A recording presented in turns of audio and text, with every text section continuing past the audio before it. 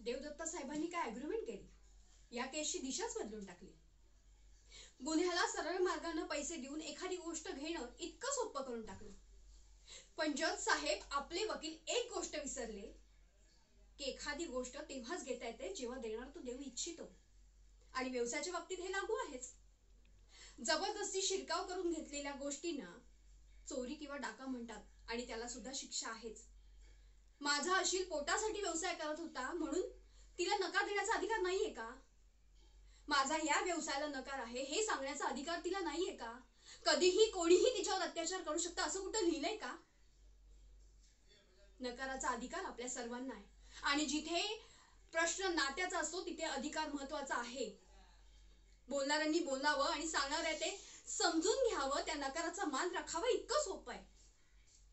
पण दुर्दैवानं आपल्या इथे मेल इगो नावाचा जो आजार फोफवलेला ना त्याला नकार अजूनही डिवसतो. व्यवसाय करणारी कोणतीही मुलगी असो, डॉक्टर, इंजिनियर, क्लीनर, वकील, कोणीही, प्रत्येकीला अधिकार आहे नाही म्हणण्याचा.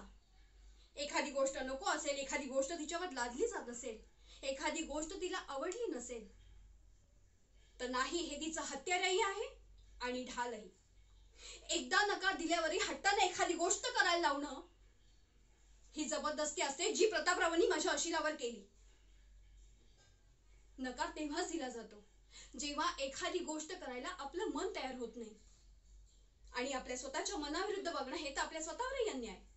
मग जर दुसरा आपल्या मनाविरुद्ध वागत असेल तर हा किती मोठा अन्याय आहे हे आपण समजून घेतलंच पाहिजे. नाही या शब्दाचा अर्थ नाही असाच घेतला पाहिजे आणि तो जर तसाच घेतला गेला तर काही प्रॉब्लेमच नाही. पण एकदा नकार दिल्यावरही तिच्या नकारातही होकार आहे हे समजणं म्हणजे मूर्खपणाच आहे. आणि अशी मूर्ख समजूत करून घेऊन तिच्यावर अन्याय करणं हा गुन्हा आहे आणि गुन्ह्यालाही शिक्षा द्यायलाच हवी. सर तुम्ही सुद्धा सगळ्या केसेस घेता ना? नाही कधी नाही म्हणत असाल की नाही?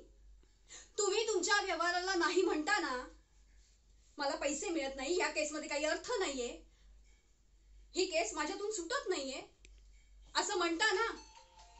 तुम्ही तुमच्या व्यवहारात नाही म्हणता ना, मग जर तुम्ही नाही म्हणता तर माझी अशी नाही म्हणू शकत नाही का? उत्तर द्यायचं नसेल तर नका देऊ, कारण नकाराचा अधिकार तुम्हालाही आहे.